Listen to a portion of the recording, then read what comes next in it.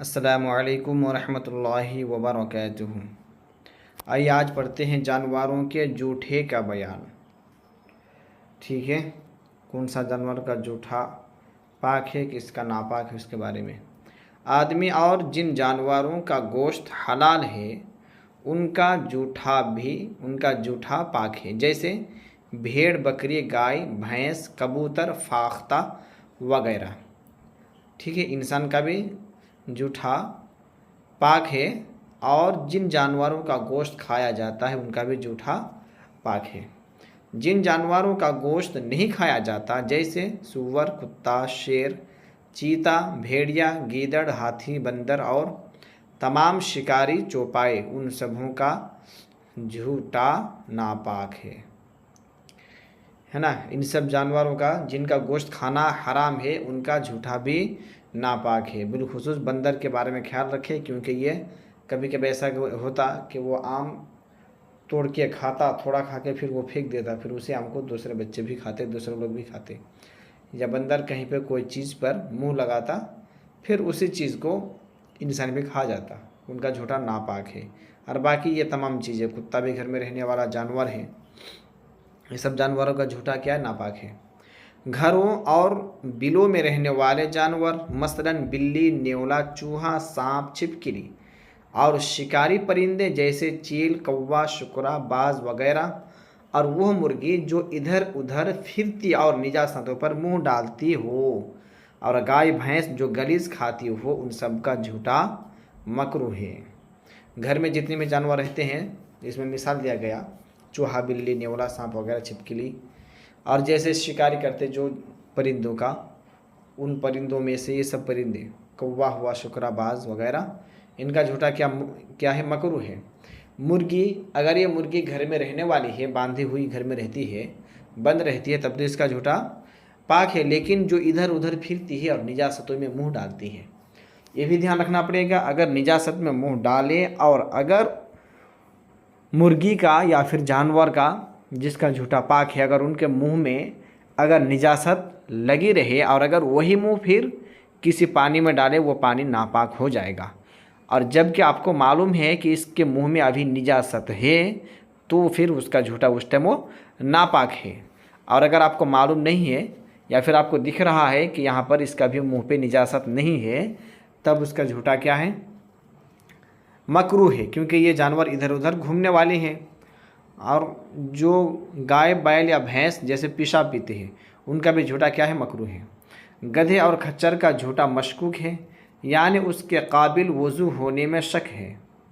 गधे का और खच्चर के इसमें डाउट है, शक है इसमें, लिहाजा इससे वज़ू और गुस्ल नहीं हो सकता। लेकिन अगर गधे खच्चर के जूठे के सिवा कोई दूसरा पानी मौजूद ही ना हो और नमाज का वक्त आ गया, तो चाहिए कि उसी पानी से वज़ू करे और फिर तयम्मुम करके नमाज पढ़ ले।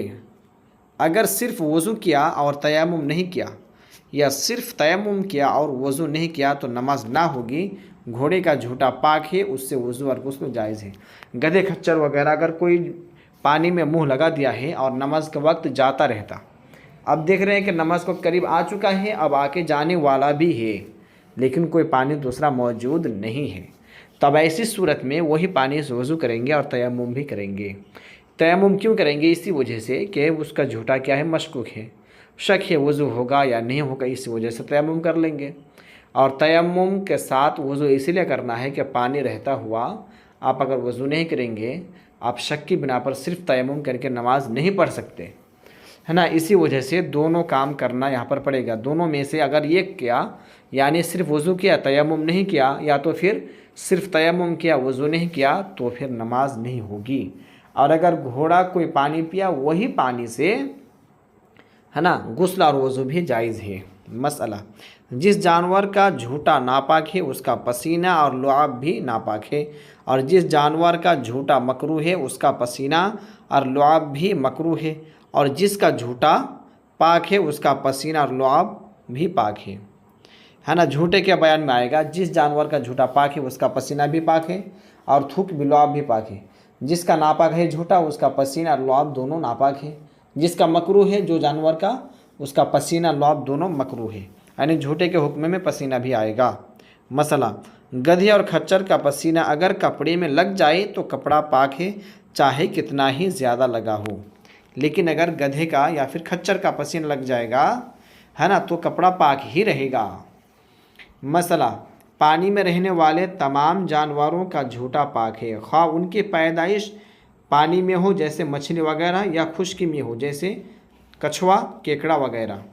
जो जानवर पानी में रहते हैं, चाहे जानवर वो पानी में पैदा हो या फिर सूखी में पैदा हो, खुश्की में पैदा हो, अगर वो पानी में रहता है वो जानवर, तो उनका झूठा पाक है।